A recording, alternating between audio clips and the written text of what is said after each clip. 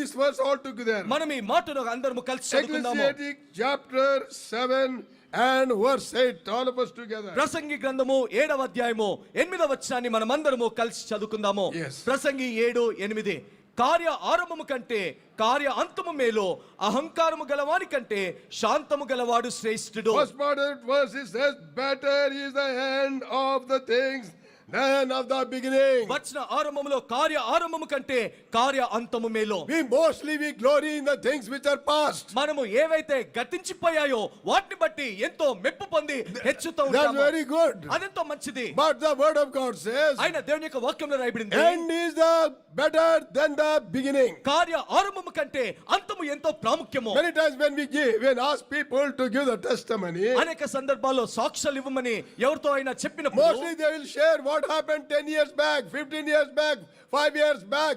But what is happening today? 10 సంవత్సరాల క్రితము 15 సంవత్సరాల క్రితము ఏవైతే సంగతులు జరిగాయో వాటిని చెప్తుంటారు కానీ ఈ దినము ఏ విధంగా ఉన్నావు? We have heard much about brother J.C. Rao's testimony. సహోదరుడు జేసీ రావు గారి యొక్క సాక్ష్యముల గురించి ఎంతగానో And వింటొచ్చాము. by hearing your testimony, I know that you people know him more than I.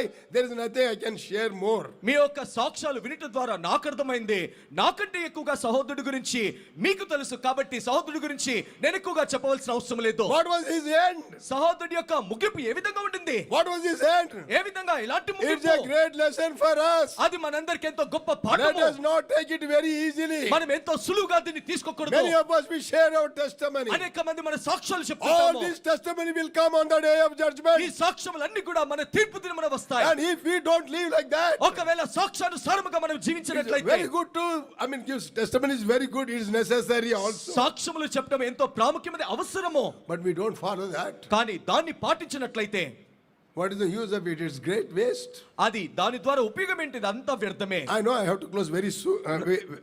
Very briefly I have to speak. నాకు తెలుసు సమయం కొద్దిగా ఉంది, క్లుప్తంగా ముగించాలి. Two lives we are going to see in the Bible. Bible గ్రంథములో ఇద్దరు జీవితాల్ని మనము చూస్తాము. And how they began and how they end. వారు ఏ విధంగా ఆరంభించారు, ఏ విధంగా ముగించారు. Let us be very serious. మనం ఎంతో తీవ్రంగా ఉండాలి. There is no time. మనకు సమయం లేదు. Many times I preach చాలా సార్లు నేను at చెప్తాను. the funeral.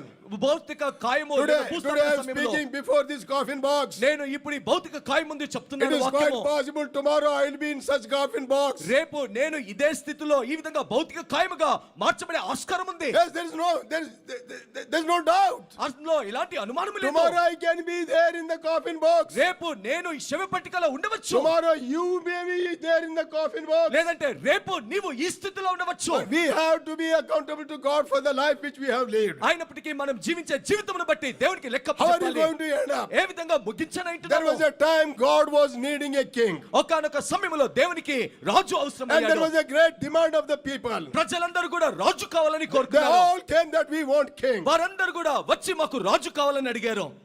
And Samuel said, why do you want to want king? సమూయేలు అడిగాడు ప్రజలందరితో, ఎందుకు మీరు రాజు కావాలని కోరుకుంటున్నారు?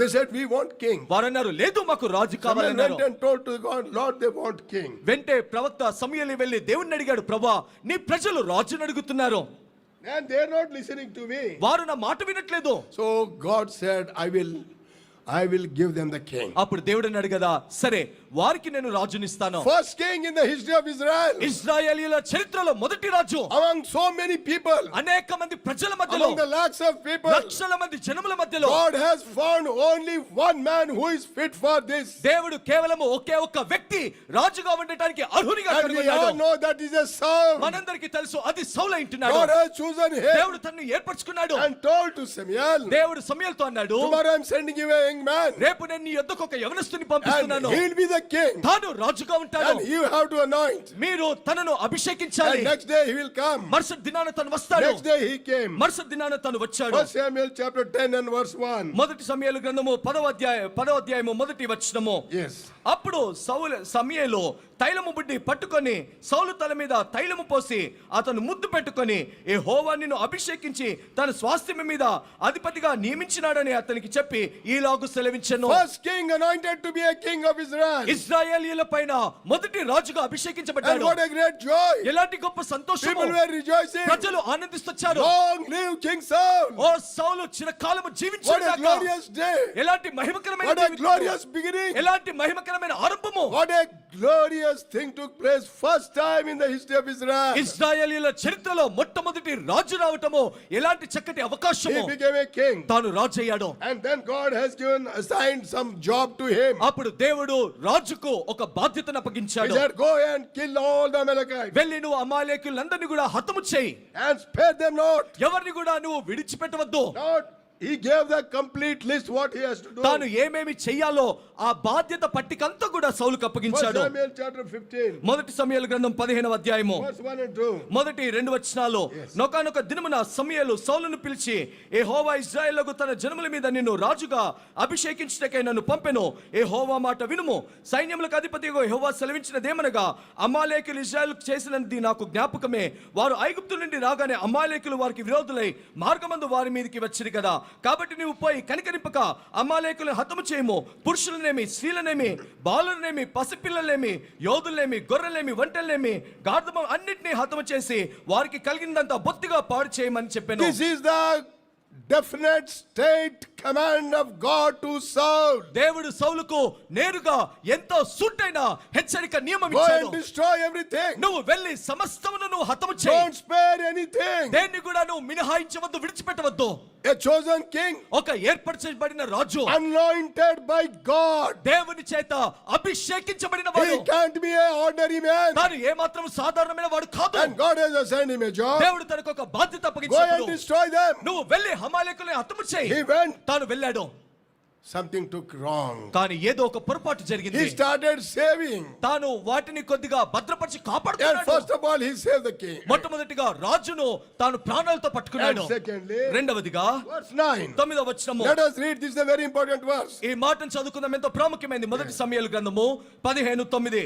సౌలు జనులను కూడుకొని అగాగును, గొర్రెలను, ఎడ్లను, క్రొవ్విన గొర్రె పిల్లలు మొదలైన వాటిలో మంచి వాటిని నిర్మూలన చేయక కడవరి వాటిని పనికిమాలిన పశువులన్నిటిని నిర్మూలన చేసి He spared fatted things. తాను క్రొవ్విన మంచి వాటిని మిగిలించుకున్నాడు. Whole problem today is the fatted things of this world. ఈ దినాల్లో సమస్య అంతా కూడా మంచివి ఈ క్రొవ్విన వాటితోనే These సమస్య. fatted things ఈ యొక్క క్రొవ్విన విషయాల్లో destroying the ministry, పరిచర్యను పాడు చేస్తున్నాయి. destroying the servants, దేవుని సేవకుల్ని పాడు చేస్తున్నాయి. destroying the believers. విశ్వాసులను పాడు We చేస్తున్నాయి. have gone away from the vision. మనము దర్శనం నుండి We తొలగిపోయాము. have gone away from the commandment. మనము ఆజ్ఞల నుండి తొలగిపోయాము. There is no use of speaking about Brother Buxing if you don't follow one step of Brother Buxing. సహోదరుడు బక్సింగ్ గారి యొక్క అడుగుజాడల్లో ఒకటి కూడా నువ్వు నడవకుండా సహోదరుడు బక్సింగ్ గారి యొక్క పేరు ఎత్తే హక్కు నీకు లేదు. What right we have? ఏ హక్కు మనకుంది? He left so many things for us. ఆయన మన కొరకు ఎన్నో విడిచిపెట్టాడు. If you don't follow them, ఒకవేళ వాటిని పాటించినట్లయితే what is the use of speaking of Brother? It will only be hypocritical. సహోదరుడు బక్సింగ్ గారి గురించి మాట్లాడి ఏం ఉపయోగం ఉంటుంది? అది కేవలము వేషధారణ. Saul spared fatted things. సౌలు క్రవ్వినవి మంచి వాటిని He మిగిల్చుకున్నాడు. forgot on God. తాను దేవుణ్ణి మర్చిపోయాడు. Saul was unfit to become a king. సౌలు రాజుగా ఉండటానికి ఎలాంటి అర్హత తనలో లేదు. Which tribe he belongs to? తాను ఏ గోత్రానికి చెందినవాడు? That was the last. బెన్యామీను చివరి గోత్రము. King has to come from the firstborn. రాజు తాను మొదటి ప్రథమ సంతానములో నుండి రావాలి. 11 people God has kept aside, took risk of making him a king. 11 మందిని జ్యేష్ఠులను దేవుడు పక్కన పెట్టి చివరి గోత్రముల నుండి రాజుని It's చేశాడు. not an ordinary thing. అది సాధారణమైన విషయం All కాదు. tribes may strike. అందరూ గోత్రికులు వారు తిరగబడవచ్చు. Lord, what is this you have done? ప్రభువా ఏంటి నువ్వు చేసింది? They may come upon Samuel. ఆ విధంగా సమూయేలు పైన కూడా తిరగబడచ్చు. How could you appoint him? ఏ విధంగా తనను రాజు చేస్తాడు? There are 11 tribes. ఇంకా 11 మంది గోత్రికులు He ఉన్నారు. must come from the firstborn. తాను ఖచ్చితంగా జ్యేష్ఠ ప్రథమ గోత్రముల నుండి They రావాలి. took so much of risk.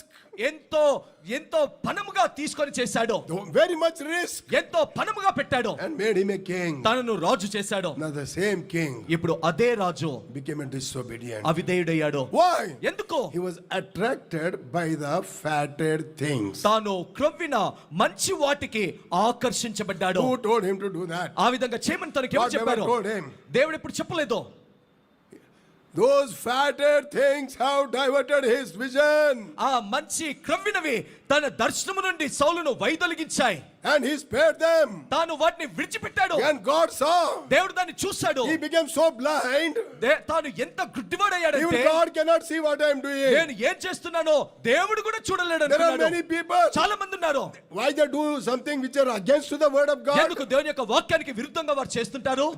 They do that because then they think even God cannot see it. వారు ఏమనుకుంటారంటే దేవుడు కూడా మమ్మల్ని చూడలేడు అనుకొని అజాగ్రత్తగా చేస్తుంటారు. And that night the word of God came to Samuel from God. ఆ రాత్రి దేవుని యొద్ద నుండి దేవుని యొక్క వాక్కు సమూయేలు యొద్దకు వచ్చింది. What a sad news. ఎంత విచారకరమైన దుఃఖకరమైన మాటలు అవి. Verse 11. 15వ అధ్యాయం 11వ Let us వచనము. read it very carefully. మనం ఎంతో జాగ్రత్తగా ఈ మాటను What చదవాలి. is God telling? దేవుడు ఏం చెప్తున్నాడు? What he told to Saul today, he is telling many of us sitting over here. ఆయన దినాన సౌలుతో ఏదైతే చెప్పాడో ఇక్కడ కూర్చున్న అనేక మందితో ఇదే మాట God చెప్తున్నాడు. is telling about you. దేవుడు నీ గురించి చెప్తున్నాడు. What did he say? ఏమన్నాడు? Read it. సౌలు నన్ను అనుసరింపక వెనుక తీసి నా ఆజ్ఞలను గైకొనకపోయాను గనుక అతన్ని రాజుగా నియమించినందుకు నేను పశ్చాత్తాపపడుచున్నాను. How can God repent? ఏ విధంగా దేవుడు పశ్చాత్తాపడతాడు? Because he is repenting because of you and I. ఎందుకు? నిన్ను బట్టి నన్ను బట్టి ఆయన We పశ్చాత్తాపడుతున్నాడు. have gone from the vision. మనము దర్శనం నుండి Where తొలగిపోయాము. is the vision today? ఆ దర్శనం ఈ దినాన ఎక్కడుంది? Can we boldly say, I was not disobedient to the vision of God? నేను దేవుడు నాకు అనుగ్రహించిన ఆ దర్శనమునకు నేను అవిధేయుడను కాదని ధైర్యంగా Is this చెప్పగలవా? your vision? ఇదా నీ దర్శనము? Is this your ఇదా vision? నీ దర్శనము?